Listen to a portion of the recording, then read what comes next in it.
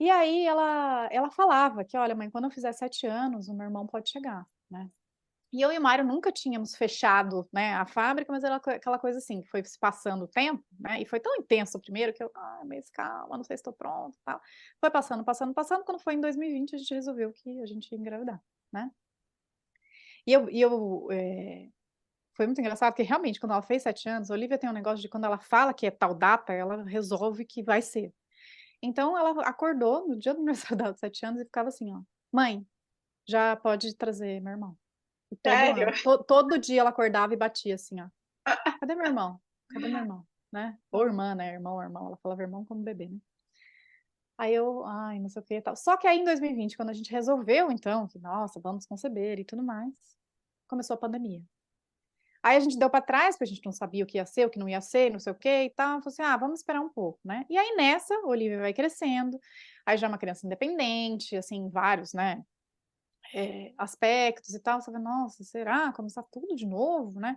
Mas ainda assim nunca foi um não, nunca foi uma porta fechada, nunca, né. E nisso, assim, eu já super mergulhado, já tinha me formado na APA, já tinha me formado na NEP, já tinha conhecido meu guru na Índia, já tinha feito toda a iniciação, que na verdade eu nunca acabo, mas com a família Shivanetra. E aí eu fui cada vez mais pensando: "Nossa, que campo, que universo maravilhoso e tal", e aí eu pensando assim: "Nossa", comecei a sentir, né, algo muito forte dentro de mim, porque desde a concepção da Olivia, eu sabia que de alguma forma não ia ser só uma gestação, né. Um dia antes eu tive também os sinais do que ia acontecer, né. Eh, e parece que eu estava sentindo que estava na hora, só que antes eu brinco, né, eu escutava alguém batendo na porta, assim, com, sabe, com delicadeza. De repente eu comecei a sentir um negócio do tipo: "Ô, e aí, vamos lá". Nossa senhora, será? Só que daí é muito louco isso, né, olha como a mente é. Você estudando o que é o ideal e etcétera, às vezes você acaba ficando um pouco bitolado, assim, do tipo: "Nossa, mas calma aí, a gente tá passando por um momento", né, o Mário estava super estressado no trabalho, né, então estava acontecendo um monte de coisa aqui em casa, eu pensei: "Gente, esse é o pior momento para conceber", né, pensei, né. A Olivia estava com 8 anos já, né, já tinha passado 1 ano, né. E e aí eu: "Nossa, mas será, né, que agora e tal", e aí de novo, escuto uma voz dizendo que o momento ideal é o momento em que você aceita que está pronto. E aí eu assim: "Hã?". E mais, porque eu ficava pensando, né, na mudança que a gente tinha que fazer como casal, como família, para a chegada desse bebê, e essa voz dizia que essa mudança ia acontecer quando eu aceitasse que estava pronto para vir. E Vanja, ele foi viajar para os Estados Unidos a trabalho, quando ele voltou, eu falei assim: "Viu, é agora ou nunca, ou a gente vai ter um filho ou não". E primeira vez foi. E eu lembro, assim, que foi e eu falei: "Eu tô grávida", tinha certeza absoluta que no momento eu já falei: "Eu tô grávida agora". Tipo assim, eu acho que o espermatozoide nem chegou no óvulo, eu já sabia que estava grávida. E Hum. aí foi muito interessante, porque eu pude viver, né, com o meu guru, o Babaji, então ele fez todo o programa que eu conduzo com os casais com a gente. E é muito diferente, Vanja, quando você, né, recebe ali todo não gosto de falar a palavra treinamento, porque não é uma coisa assim, ABC igualzinho para todo mundo, né, não é. Você vai sentir, é muito diferente, assim, mas foi muito lindo esse processo de receber aquilo que de alguma forma você consegue ofertar para outros, né. E aí eu também me lembro que a gente sempre começa, né, com os casais, fazendo como se fosse uma carta que chama Sankalpa, né, que em sânscrito significa intenção, o processo de intenção dessas boas-vindas, porque como você falou, né, como esse bebê está nesse campo extrasensorial, né, ele é um manifestador muito potente, né. Então, é também um momento da gente não só, né, colocar essas intenções de quem vai ser esse ser, mas opa, a gente consegue quanticamente mexer em várias coisas, né, então opa, o que que a gente vai fazer, né. E aí a gente foi pensando em coisas que engrandeciam, mas não só a nossa família, ao nosso redor, né. E eu pensando: "Gente, o trabalho de educação pré-natal ele é muito, mas muito de formiguinha", mas eu penso todo dia, né, às vezes eu até penso em desistir, aí chega alguém que fala: "Não, né, tem que continuar", você fala: "Não, eu vou continuar no caminho", e parecia que isso era um eco, assim, de que eu tinha que continuar. Só que a gente fez então a nossa Sankalpa na primeira vez e depois no terceiro mês parece que toda vez que a gente ia fazer o ritual no final do dia, aquilo Vanja, não ia, sabe. Eu comecei a sentir raiva, sabe, eu falei: "Não é possível, não, que não sei o quê". Aí eu fui falar com o Balaji, eu falei: "Hoje, o que que tá acontecendo? Por que que eu não consigo fazer o próprio processo de intenção que eu fiz com o Mário, né?". Aí ele falou: "Porque provavelmente vocês, no momento de fazer, vocês não se conectaram a ponto de entender qual era também a intenção desse bebê ao vir, o que que ele está trazendo". Aí eu: "Ah, como assim?". Aí eu: "Oh, oh", né, aí é aquela coisa, né, de ego, de querer, de desejo, de o que é, do que é pra ser, nã-nã-nã-nã-nã-nã. Aí ele: "Opa, vamos centrar, né, vamos de novo, né, a gente vai se conectar, vocês vão compreender o que é". Ivan, já foi tão maravilhoso, foi um processo de mais ou menos umas 3 horas, em que a gente conseguiu de fato, reescrever esse processo de intenção, compreendendo o que que esse bebê também estava trazendo, né. E aí eu brinco, né, que daí a gente escreveu uma carta, ficou super comprida, assim, e que, assim, no dia seguinte parece que cada linha do que foi escrito começou a se realizar. E eu juro, eu de novo olho para o céu, tô no show de Truman, não é possível, o que está acontecendo?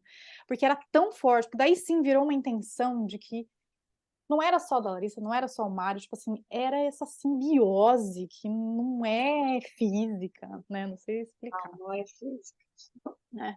E aí a gestação também foi uma coisa, assim, que eu brinco, né, que ao mesmo tempo que foi muito intensa, eu vou contar algumas coisinhas que tem a ver com a lei também, mas muito intenso, porque veio uma enxurrada de coisa, foi muito leve, por outro lado, do tipo, eu aceito o que tá vindo, porque tá vindo para eu aprender, tá vindo para eu me desamarrar de coisas que me prendiam com o passado, tá vindo para trazer um ser que está trazendo uma coisa completamente nova, uma bênção, uma coisa que não é tanto é que eu tenho às vezes até um certo receio de falar, tipo, meu filho, minha filha, meu marido, porque não é meu, sabe. E aí,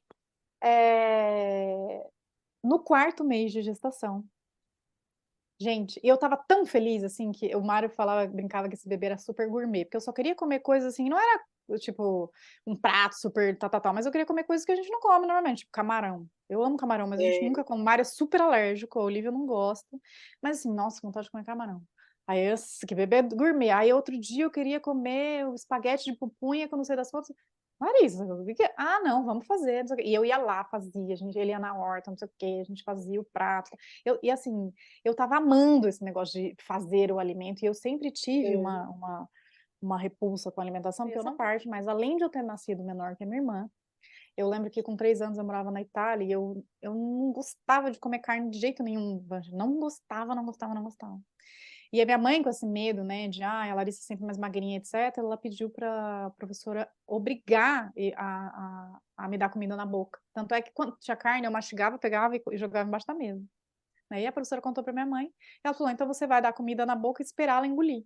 E Oh, eu meu lembro da Deus. sensação dela vindo com a colher, e tipo assim, eu nem tinha mastigado ainda, ela já vinha com outra colher e eu então pra mim a alimentação sempre foi uma coisa de, sabe, era uma coisa de que eu comia porque eu sabia que tinha que comer, mas era muito ruim, assim, e minha mãe, Não ela é ficava com uma corda, prazeroso. ela ficava com uma corda, assim, atrás da gente, do tipo: "Come!", e batia na parede, assim, "come". Eu engolia a comida, tanto é que, assim, quando eu comecei a namorar com o Mário, ele brincava que eu comia vento, assim, porque a gente se falava pela internet, né, e 5 minutos depois eu falei: "Ah, já terminei o almoço". Ele: "Como assim, você comeu vento?". Porque eu engulo a comida, eu não como, né. Aliás, desde que eu descobri, né, esse processo, eu tenho feito uma reeducação alimentar, mas pensa, já faz anos e ainda assim eu como rápido. Bem menos do que eu comia, mas ainda assim, anos depois, eu ainda como muito rápido. Então É, olha como o padrão é forte, né. trauma, né. Não, aí É, não é padrão não, aí foi é, trauma na introdução isso, alimentar, né. isso. E aí, e assim, e eu lembro de eu falar para mim mesma que eu queria fazer muito diferente com a Olivia, né, que na introdução alimentar dela eu não ia de jeito nenhum enfiar a goela abaixo, e ela comia absolutamente tudo, Tudo. né. E eu, nossa, outra limpeza acontecendo, assim, do tipo: Aham, "Nossa, que coisa maravilhosa", né. é. E aí, no meio na pandemia, né, voltando um pouco para 2020, ela tinha comprado um cruzeiro com uma amiga que foi cancelado por causa da Covid, e aí ela falou assim: "Ah, vou voltar em janeiro, fevereiro, porque agora vai ter o tal do cruzeiro, porque a gente já pagou, tal, então eu vou voltar para ir com a minha amiga". Eu falei: "Ah, tá bom, né, então acho que você vai voltar meio que perto do bebê Lua nascer, tal". Ela: "Ah, que bom, não sei o que, tal, beleza". E eis que, Vanja, nossa, o A gestação do Henrique foi muito essa questão dos relacionamentos, de compreender com uma profundidade muito maior que nutrição é uma coisa que tem mais a ver com essa natureza do que, de fato, se você está dando, O sei alimento. lá, um alimento A, B, C ou D, É. sabe. Aham. E eu assim: "Uau, né, que potência, né". E aí eu É, também já estava porque com a outro. gente já sabe, né, fazendo parênteses, aproveitando, né, que a gente está trazendo essas conversas a público, né, então a gente fazer uma pequena inserção, né, nós sabemos que algumas crianças que são amamentadas não engordam, e que o problema não é a falta de leite, né, que tem bastante leite, mas as crianças não engordam. Então o problema é algo ao redor, né, algo no ambiente ou algo da gestação ou algo da própria infância da mulher que está gestando ou amamentando, no caso.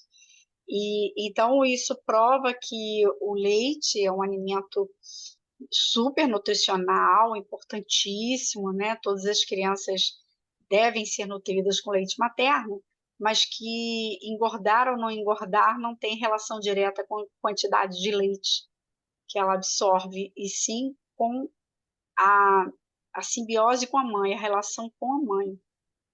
Né? Ela vai engordar de acordo com a simbiose que ela vai fazer com a mãe, né? De amor, né? De gratidão, de prazer, de bons sentimentos, e aí a criança vai engordar. E até Isso. o sabor do leite entra nessa história.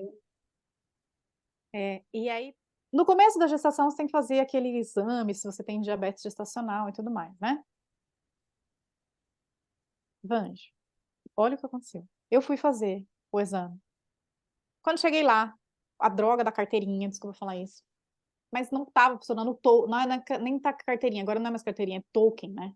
Só que a internet não funcionava, eu não conseguia, não conseguia, não conseguia. A mulher: "Olha, se não tiver o token, você não consegue fazer o exame". Aí fui embora, porque eu estava morrendo de fome, falei: "Moça, eu volto outro dia". Vim. No dia seguinte, isso numa quinta. Na sexta-feira fui lá de novo, o token não funcionava de jeito nenhum, não sei o quê, aí a mulher falou assim: "Olha, não posso sem o token". Eu falei: "Moça, então eu vou embora que eu tô morrendo de fome", fui embora. No sábado fui lá de novo, aí eu falei pra mulher, eu falei: "Olha, vamos fazer o seguinte, assim que eu chegar em casa, eu ligo e te passo o token, e se não der certo, eu pago esse exame".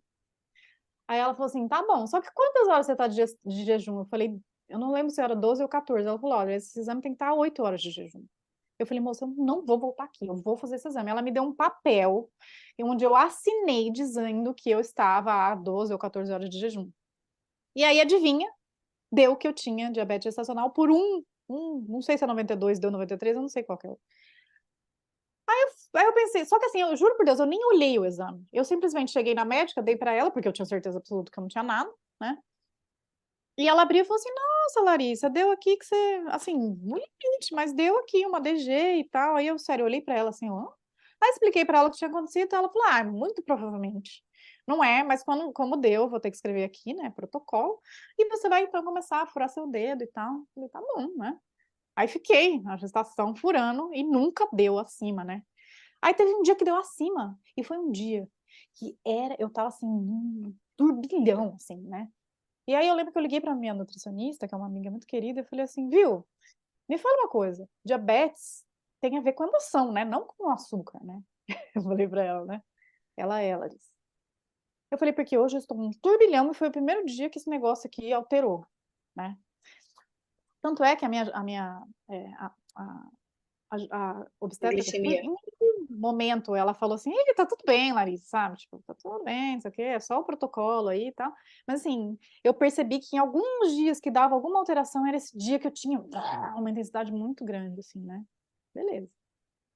Aí, Vanja,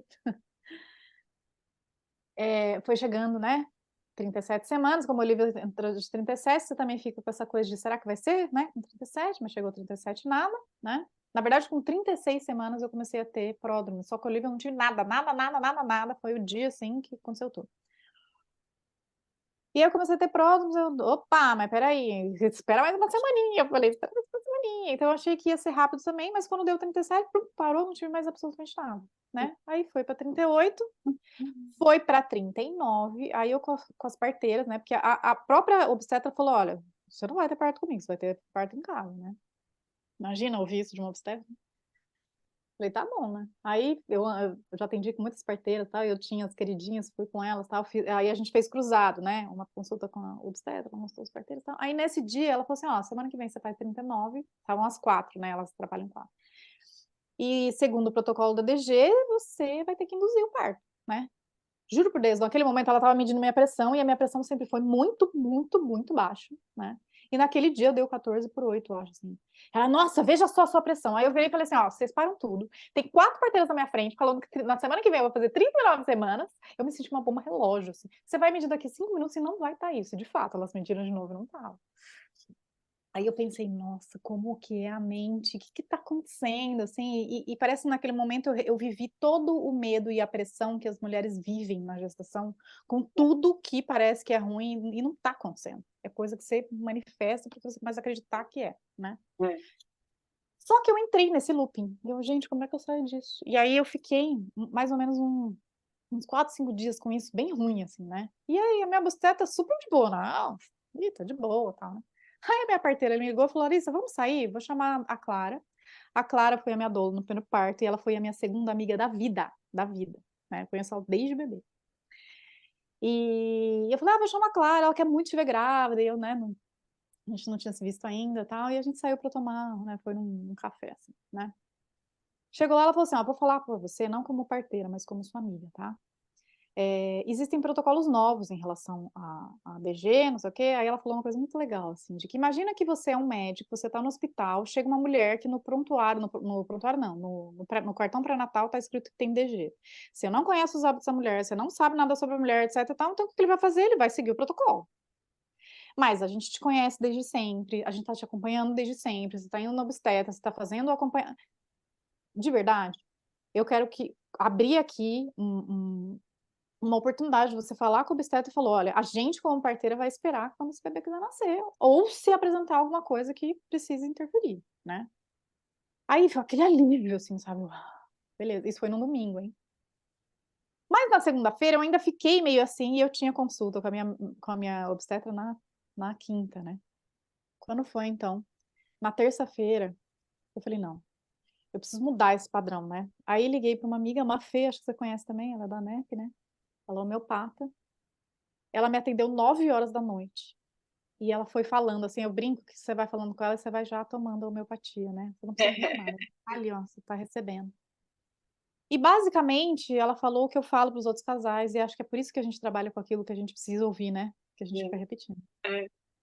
E ela foi falando para essa confiança de eu resgatar, que estava tudo certo, e que não sei o quê, e nã-nã-nã, e eu, assim, comecei a pensar naquele momento: "Por que será que eu não tô deixando esse bebê vir por alguma razão, né?". E aí eu tinha um pouco não, muito medo de o puerpério ser tão intenso quanto, porque o medo do parto eu não tinha nenhum, né.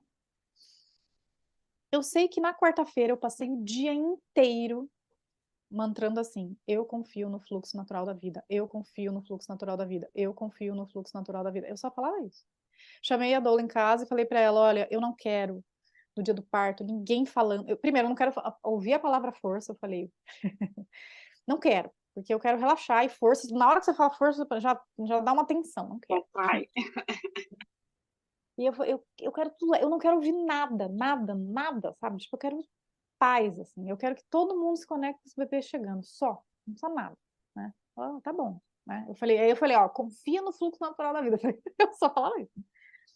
Quando foi no fim da tarde, escutei uma voz, Vanja, vai começar às 3 da manhã. Aí lá vou eu olhar pra será, né?